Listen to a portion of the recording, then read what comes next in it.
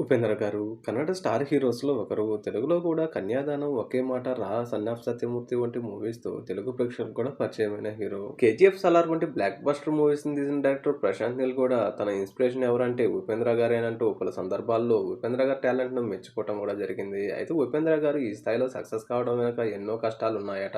ఉపేంద్ర గారు ప్లేట్ పట్టుకొని భోజనం కోసం వెళ్తే భోజనం పెట్టమని అవమానించిన సందర్భాలు కూడా తన జీవితంలో ఉన్నాయని ఉపేంద్ర ఒక సందర్భంలో వెల్లడించారు.